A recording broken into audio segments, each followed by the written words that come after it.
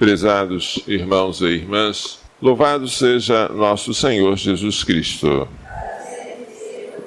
e nossa Mãe, Maria Santíssima. Estamos mais de 1000 anos antes de Cristo. O santuário de Jerusalém não existe.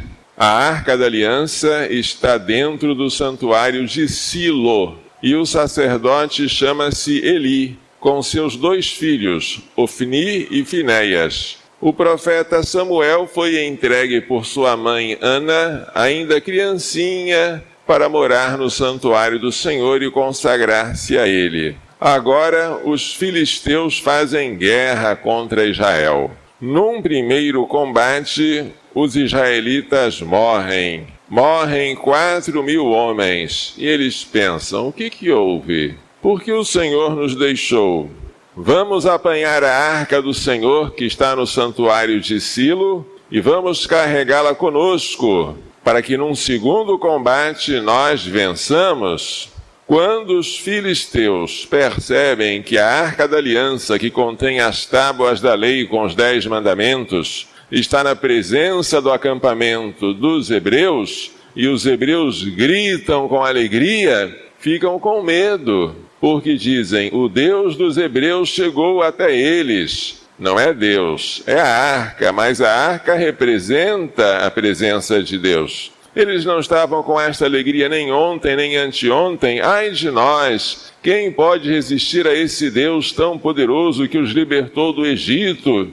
No entanto, apesar de todo o medo dos filisteus, e apesar da presença da Arca da Aliança no combate, ocorre uma segunda derrota. Israel é derrotado e morrem 30.000 homens, entre eles os 2 filhos de Eli, Ofni e Finéias. E o pior de tudo, a Arca da Aliança, a menina dos olhos de Israel, é capturada e passa para o domínio dos filisteus. O que houve? O que houve é que os filhos de Eli, Ofni e Finéias, que trabalhavam no santuário, eram maus, perversos. E o profeta Samuel, ainda criança, recebeu uma voz do Senhor, alertando sobre os castigos que iriam cair sobre aquela casa. Entre as perversidades daqueles 2 rapazes, havia pecados contra a castidade. Imagine alguém que trabalha no templo do Senhor cometendo pecados de impureza. Por isso, o Senhor não os acompanhou na guerra, mesmo quando eles trouxeram a arca consigo. Os israelitas trataram a arca como um amuleto, como um talismã, como uma coisa que se usa e dá sorte, mas sem necessidade de converter-se, de orar, de jejuar. Basta usar isso e nós vamos ganhar a guerra, porque o Senhor estará conosco. Que decepção! Hoje, coisa semelhante pode acontecer conosco. Nós, católicos, podemos usar objetos de piedade, como uma medalha de Nossa Senhora das Graças, como um terço no pescoço, um crucifixo pendurado no nosso automóvel. Podemos ter uma imagem do Sagrado Coração de Jesus na nossa casa. Podemos trazer o escapulário de Nossa Senhora do Carmo e pensar, agora eu estou protegido. Estou protegido contra os ladrões, contra os acidentes, contra o desemprego, contra a doença. Eu não preciso mudar de vida. Eu já tenho um objeto mágico que me protege.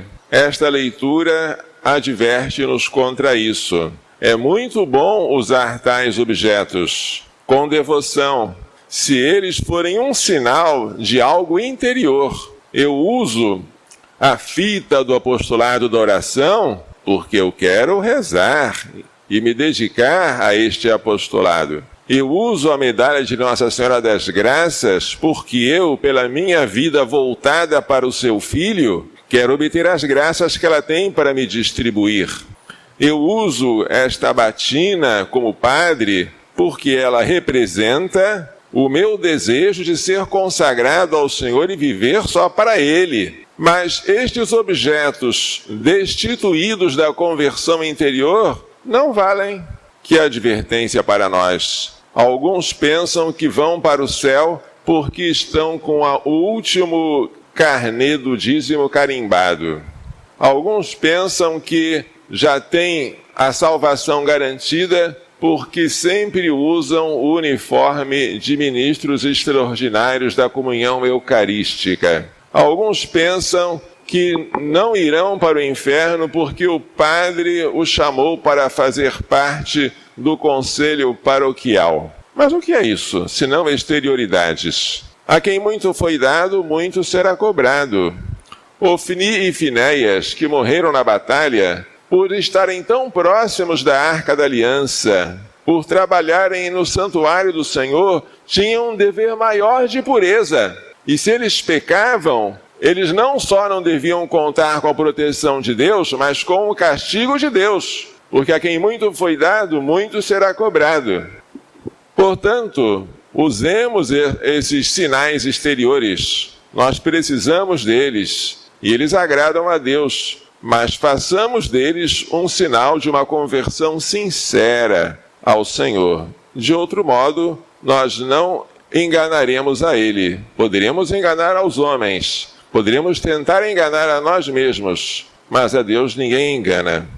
A segunda leitura mostra um leproso aproximando-se de Jesus, prostrando-se diante dele e fazendo um ato de fé. Se queres, tens o poder de curar-me. E Jesus responde de maneira imediata e direta: eu quero. Fica curado. Toca o leproso com a mão e a lepra desaparece.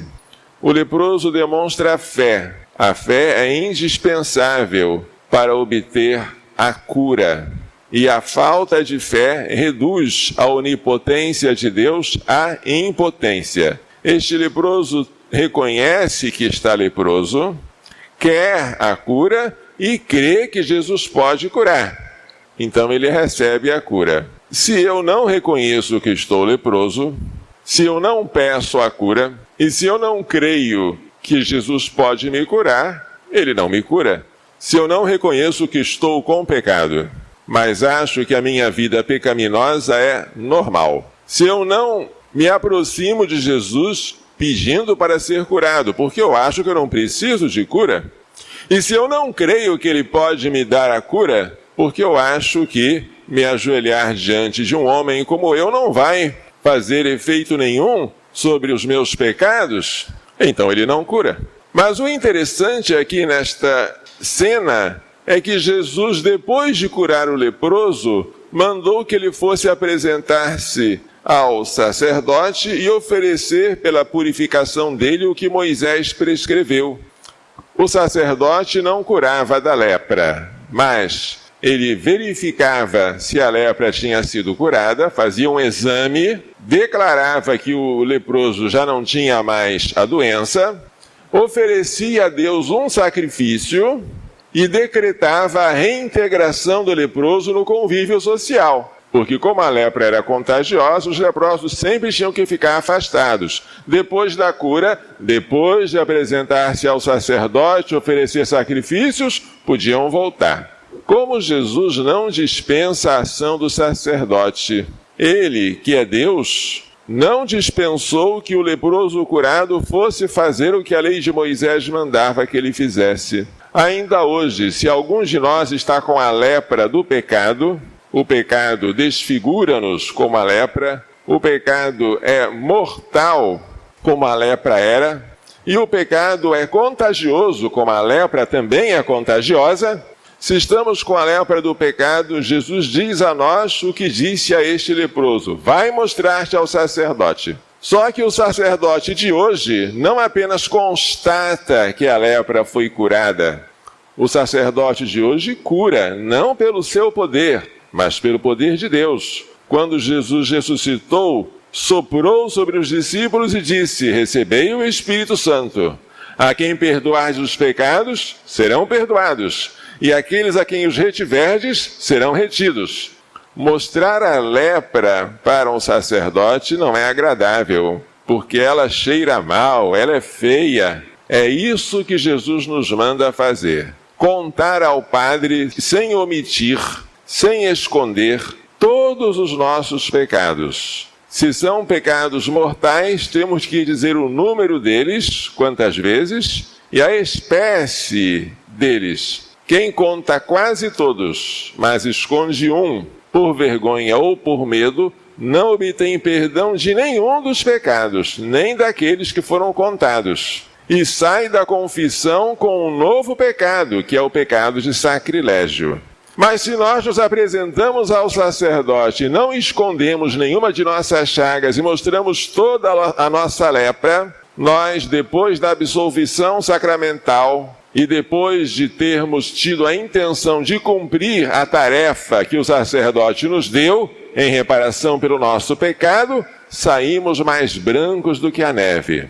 Esta é a nossa grande alegria. Se soubermos fazer bom uso deste sacramento, estaremos sempre nos purificando para podermos um dia vermos a Deus face a face, porque somente os puros de coração verão a Deus. Que Maria Santíssima nos faça entender e pôr em prática as lições desta liturgia.